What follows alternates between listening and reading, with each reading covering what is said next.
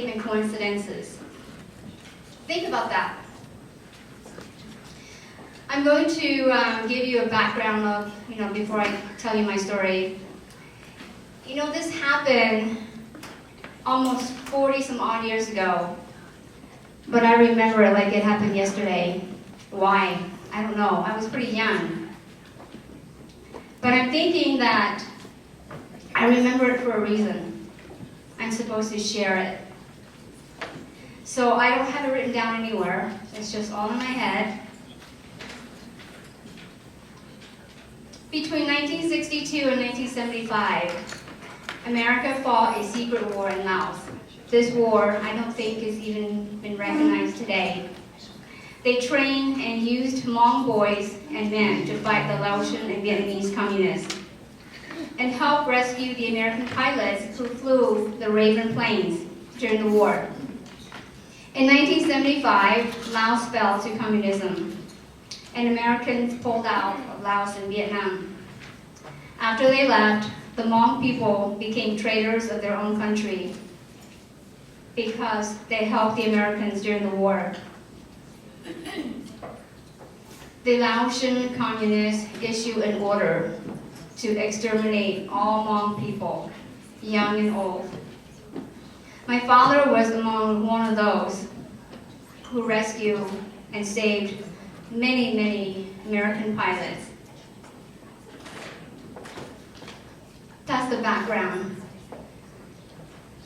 Ever since I was really young, I was 3 when Shoua was born, and I remember when she was born. We couldn't stay in a village longer than a couple of years. We kept moving. So our last village, we had to leave and never return. When I was young, my mom gave me a set of rules. And she said, if any stranger ever asks you who you are, don't tell them that you're your father's daughter. Don't ever tell them your father's name. And if you hear gunshots, run in the opposite direction, and I will find you. That's just to keep me safe. I don't question it, I just do it. Anyways, I remember that our last village we had to leave, and we wouldn't be able to come back. The war had begun, or had already happened, but we were continuing to be hunted down like animals, basically. My dad had red hair. He was one of the guys that was wanted. So he can't surrender. He cannot be caught. If he was caught, he would be tortured to death. Their form of torture is they basically tie you to a rock and they start cutting you up, and then they pour salt into your wound and leave you in the sun to die. So you really would rather they just put a bullet in your head. My dad was one of those men that they would torture to death. So we couldn't be caught or be found. If any of us kids, my mom, was to be caught, they would torture us until my dad came forward. So we had to run. We would run and we would be in the jungle of Laos for the next 2.5 years. During that time, we suffer a great deal. I remember that sometimes we would go 4 or 5 days without food. I watched my cousin, about child's age, die in her mom's arm because she was so sick. There was no way to save her. I became really sick one time too. I went from running a high fever to having bloody diarrhea that night. My father was the herbal doctor. He knew he couldn't save me. So he just sat there and held me all night long. I remember waking up, I was in and out of consciousness, waking up to him dozing off too. But he knew that there was no way he could save me. Miraculously in the morning, I was okay. We also suffered a lot of illness, just being poisoned. I used to not like planes because if you hear planes go by, people that was not in a tent or was not under any kind of cover would just fall over and die. If any kind of smoke goes above these thick forests, in Laos, you can hear planes come by within minutes, and people that are not protected just fall over, and they've been poisoned. So my mom and dad always kept us in a tent, kept us very guarded and protected, and wouldn't let us go anywhere. So poison, illness, hunger, shot at, and lived to tell. I remember one night we were supposed to cross a village.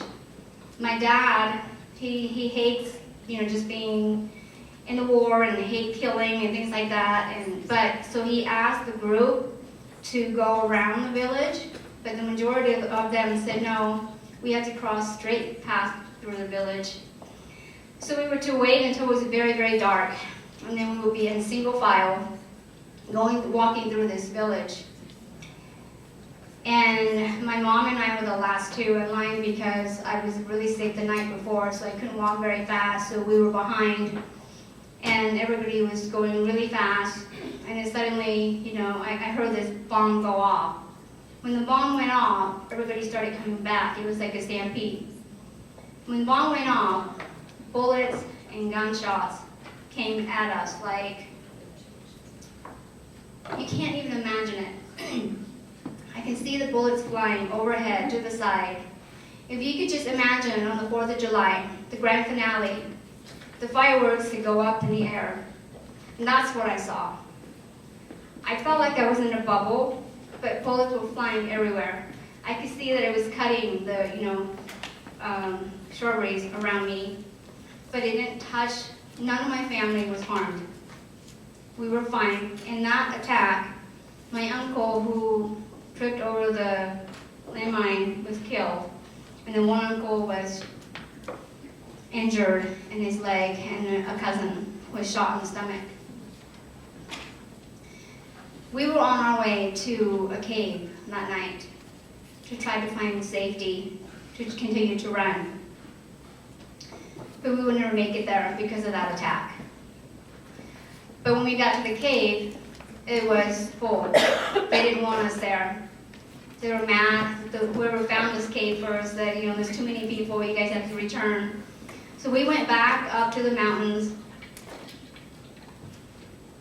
Up there, we would set up little tents everywhere, just for a couple of days here and there. And each time we leave a place, someone has to stay behind and cover up our, footprints or tracks or anything like that. We have to leave that place as if nobody had been there. But I remember several times during these little, places where we've gone, that suddenly someone just shows up out of nowhere, armed. And they would go directly to my father, who is the leader of this group, and then after talking to my dad would say, okay, pick up everything, we gotta go now. More than I could count on one hand, that several times where someone had just showed up and said, okay, someone's looking for you. You need to leave now. And we'll get up and go. My oldest sister had to leave us and come to Thailand. I have two older brothers, older brother and older sister, who in 1975 was able to fly out when Laos fell to America. And so we wanted to come to Thailand to be, to a safe place. So we didn't know if the two siblings were alive because we've now been up in the mountains for 2.5 years. But my oldest sister met up with a guy that came from Thailand, and he said he could bring her to Thailand. And so she knew that if she came to Thailand, she could get in touch with the two siblings here in America, and then they can send someone to rescue us. But in order to do, she was very smart. She was only 17, beautiful. She couldn't just leave with a group of men. She knew my dad would not allow it. So she married this guy so that she could come with them. Once she became his wife, he would take good care of her. So they left and they came to Thailand. My sister got words to his two siblings here in the U.S. that we were still alive. They thought by now we've been killed, but when they knew that we were alive, they sent someone out to rescue us. My dad didn't want to be caught. Anyone that was caught trying to leave the country was tortured in the same way, and eventually killed. So my dad didn't want to leave without a sure plan.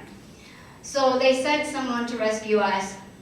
By now, though, we were going into the 5 days without much to eat. My mom and dad had to go find some rice from a rice field that day so that we can eat a little bit. And I remember when these men, again, these 3 armed men just showed up out of nowhere.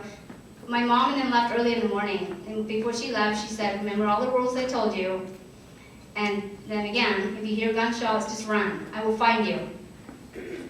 And they left early in the morning, but it was probably around 3 o'clock, because we can tell time by the sun, and they hadn't come back, and I was getting worried. But these 3 men just showed up. They came right into our tent, and one of them, he didn't know my name, but he said, I know who you are. You're so-and-so's daughter. That's my dad's name. And I said, no, I'm not. And he said, yes, we know you. We're here to rescue you. And I said, sure you are. And he gave my sister's name, and he brought out 3 pieces of candies. Also, back in the days, they tried to kill all the Hmong people, so they were shooting at us, they were poisoning us, they put poisons into little pieces of candies to poison the children. They did everything they could to try to really just eliminate all the Hmong people. They were that vicious. So he pulled out 3 pieces of candies and he said, look, your sister sent us, and these are for you. I thought, wow, we're gonna die. I was more worried about Chow, because if I died, there's no way she would be saved, because my job was to take care of her. And he continued on questioning me. I know you're so-and-so's daughter. We're here to help you. And I said, I don't know who you're talking about. Can't you see? My parents have passed away. It's just me and my sister now. And he didn't want to give up. So he said, can we just stay here and, cook our lunch? And I was wondering why he hadn't killed us yet. Excuse me. So they stayed and made their lunch, and then probably when it was getting a little bit darker, I see my mom start coming, and so I go running off to her, and I said, okay, there are these 3 guys, they know Dad. They know him by name. We're gonna die, Mom. They have guns. And my mom just kind of motioned for my dad to stay back. She came up, and it turned out that they were legitimate guys. Actually, my brother was very smart. He sent one of my dad's very best friends to come back for him. And so we were to prepare to go to Thailand.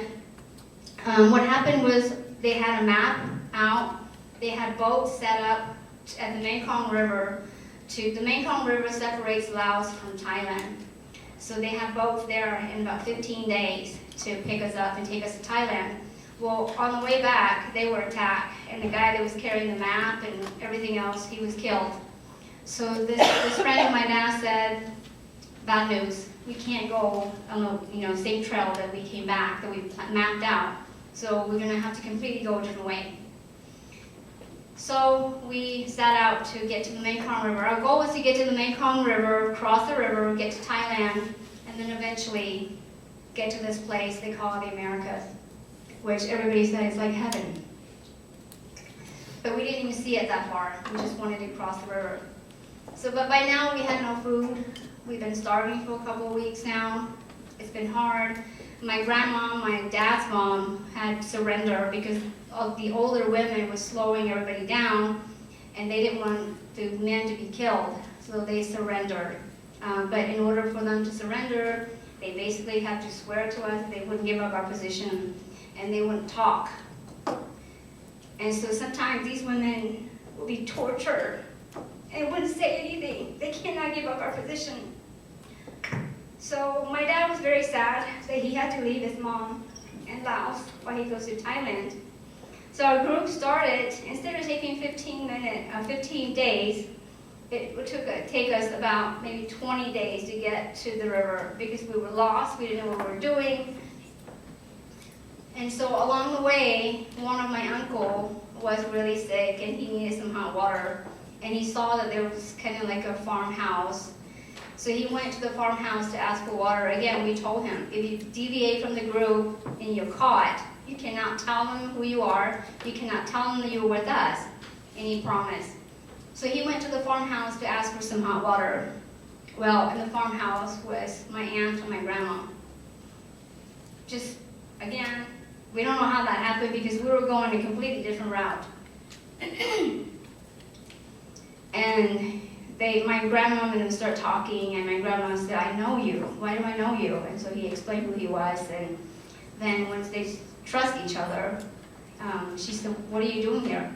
And he said, oh, I was out hunting, and I got really sick, so I just wanted some hot water. And my grandma said, you're hunting in this place where there's no place to hunt?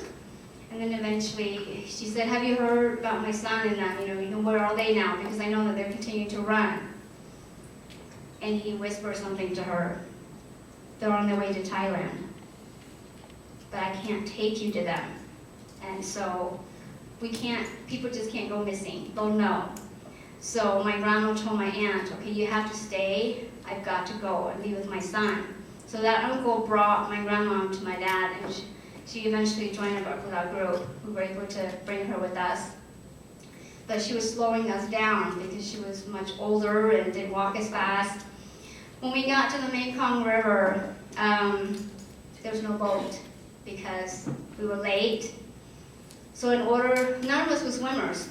I was told that the Mekong River is about the size of the Mississippi River. We're supposed to just swim across that river. We knew we were going to die. There's no way we can make it, but if we stayed back, we would be caught. If we were caught trying to escape, we would be tortured to death. So you jump in the river and die or be shot.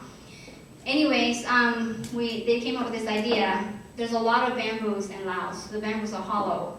So we cut them up, we bind them into little bundles, and the kids have smaller bundles, the adults have bigger bundles. We put them under our armpit, and so that we could float. And then we tie ourselves to this rescuer, my dad's friend. He was a good swimmer. And that's how we're going to get across. We prepare all day, and then at night, about midnight is when it's really, really dark. So that's when we decided to cross. As we got into the water, someone's baby cried, and there was gunshots and lights everywhere again. I just remember the shots were coming from behind, but I just remember thinking, okay, if suddenly you don't feel anything anymore, that means you've been shot. So the guys just keep coming, don't panic, I'll keep swimming, you guys just come along. So we glided along with him. My family again was okay, no one was hurt. We started swimming, and then eventually he got tired. It's been several hours now.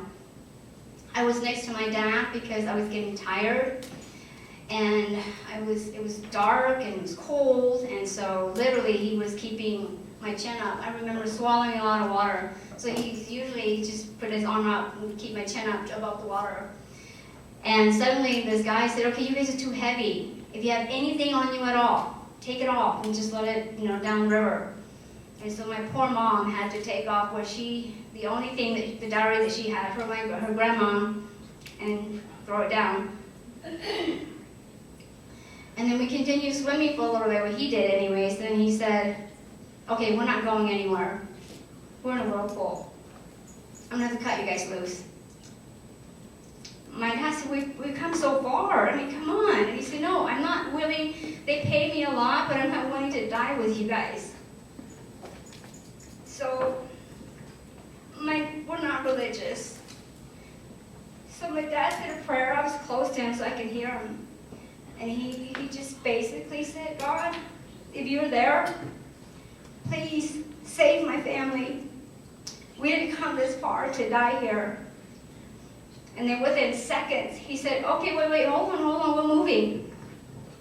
So then we were able to get to the Thailand side about 6 o'clock in the morning, and that's how long it took us, because we were stuck and we were swimming. And so we got to Thailand, and we had to be processed like products, I guess, because we didn't have any business being there. And so they put us in a refugee camp.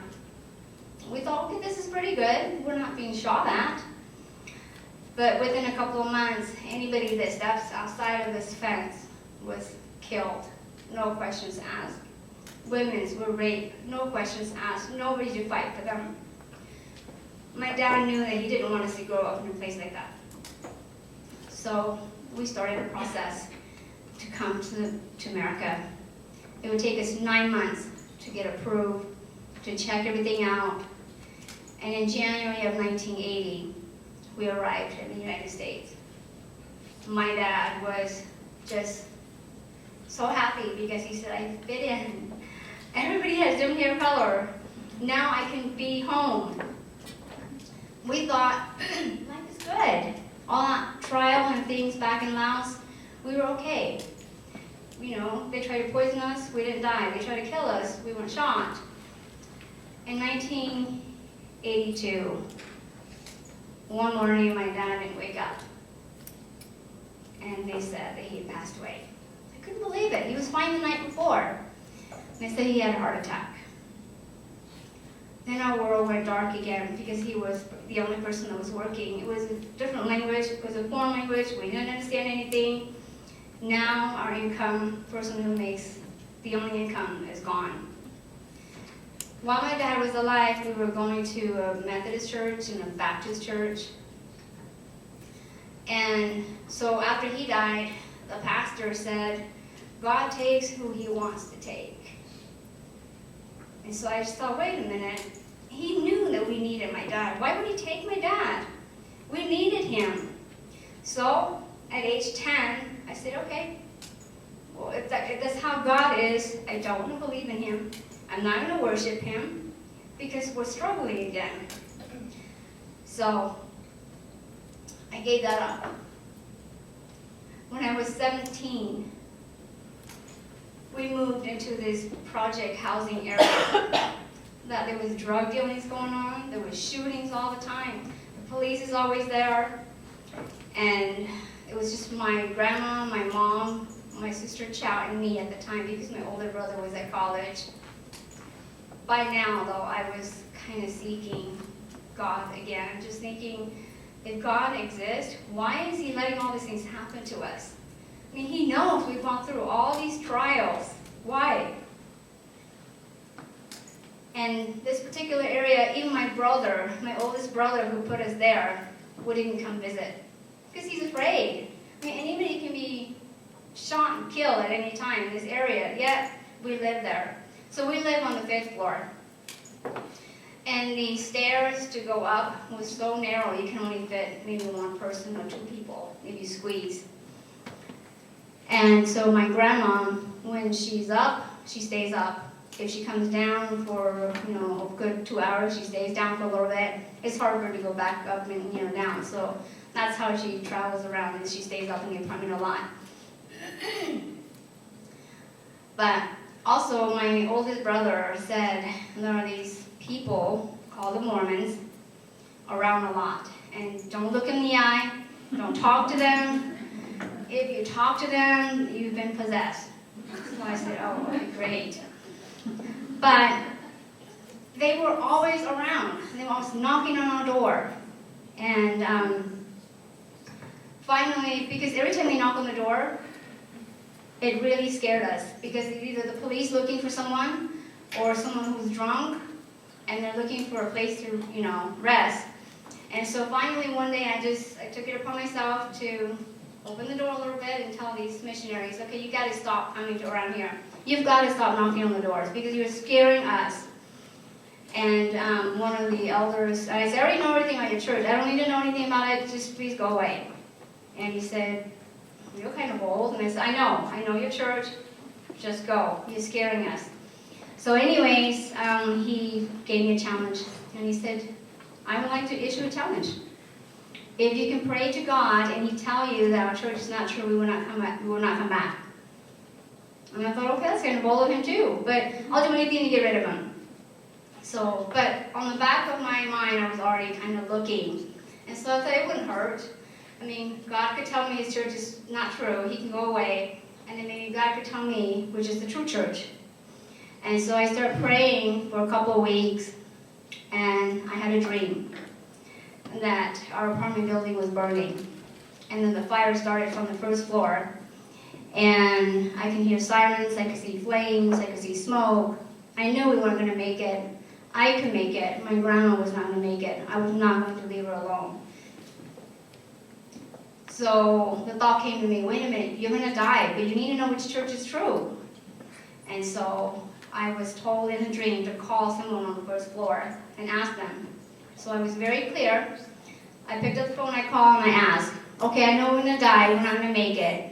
But do you know if there's a true church and which church is true on this earth? And the voice came very clear. The Church of Jesus Christ of Latter-day Saints. It was a very long name. I rolled over and wrote it down. I've heard of the Baptists, the Methodists, all of the other churches, but I've never heard, even the Mormon church. But I've never heard of this church before. So a couple of days later, the missionaries came back, and this time I was ready for them. I invited them in. I was ready to talk to them. And so they came in, and the older the issue, the challenge knew. He said, something is up with you. What's going on? I said, oh, just come in. Have a seat. We can talk about this. So they came in, and I said, I told you guys, you're wasting your time. Your church is not true. And he said, why? And I said, so I explained the dream, and I said, so he said, do you know the name of the church that was given to you? And I said, it's a name that I've never even heard of, so I wrote it down. So I handed him the piece of paper, and he said, well, you know, that's the former name of our church. And I thought, that was really quick. No, I don't think so. No. But then he goes to his bag, and he pulls out this black little book. And he flipped it to the front page. And it was almost like I saw that name in my dream too. And it was the way it was written on this book. And so that is how I became a member of the church. But prior to that, I want to share another experience. I had really, really bad scoliosis. And I was 13. And I had to either have surgery or die at the age of 30, is what the doctor told me. Because my curve was so bad that by age 30, it would have just hovered over my heart, and my heart wouldn't be able to pump blood anymore. I was translating for my mom, making this decision, and the doctor also told me that I wouldn't be able to have children if I had the surgery, because some people have upper curve, some people have lower curve, mine was throughout. So I decided to have the surgery the night before. Ann comes into my mom and my room in the hospital, these two young men. And they call me by name. Nobody knew my mom and I were in the hospital. Actually, nobody knew. My brother didn't even come. We were scared. We didn't know what was going to happen. So these guys came in and they called me by name and they said, hey, we're here to, give you a blessing. And I said, okay, I'll take anything at this rate. So they gave me a blessing. I remember that they put something on my head and said this is special reserved for the sick and for the healing. And I just remember that the blessing said everything was going to be okay. Well, the surgery did go okay. I'm here. You guys know I have 3 kids. That was a quick version of my life story. And most of you know, trials continue to happen. About 4 years ago, I was diagnosed with breast cancer. By then, I was just saying, okay, haven't I gone through enough? Please, let it stop. But it didn't stop. But you all took part in that and helped strengthen me. Back to my original question, why was I saved? Coincidences. Those times that these men just showed up to give us warnings, to tell us to get out. Coincidence? Absolutely not. The times that we were shot at, I could have been shot. Why wasn't I shot?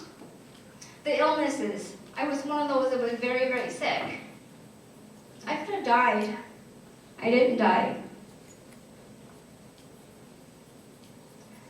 Up until about 20 years ago, I was questioning, why did I live? My cousin died, my dad died. I don't want to live anymore. Then I started translating for General Conference. And I started doing it twice a year. And even in the beginning, I was thinking, okay, nobody's listening, nobody cares. Until we visited California, and you have these elderly sisters that just comes up and said, I know your voice, I know you. And I said, no, never met. I'm sure I remember you.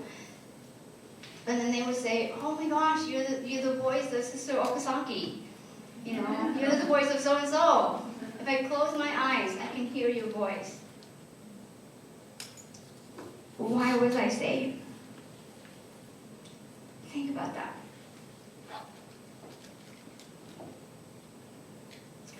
I took part in translating the Book of Mormon into Hmong. I'm now editing the triple in Hmong. I have no question anymore. Heavenly Father is in our details of our life. I am living proof of that. Be grateful for what we have. I'm 48 years old, and I have gone through a lot. But I'm not upset. I'm grateful for them because they made me a better person. I know my Heavenly Father really well because there's many a times where I really do talk to Him and say, I can't do this anymore. I need you. And He has been there all the time. He never left me alone. Especially this time of the year. Hug your family. Think of the things that you have. And be grateful. I know that the Savior lives. He saved someone like me who didn't even know Him in the beginning because He had a better plan for me. I know we all think right now, I'm so busy. When the bishop called me to be the Relief Society president, I said, no, I can't. I'm too busy. I can't do this. And he said, then you're just going to have to find 2 amazing counselors. That happened. He always finds a way to save and rescue me. He lives. That I promise you, sisters. And I leave that with you in the name of Jesus Christ. Amen.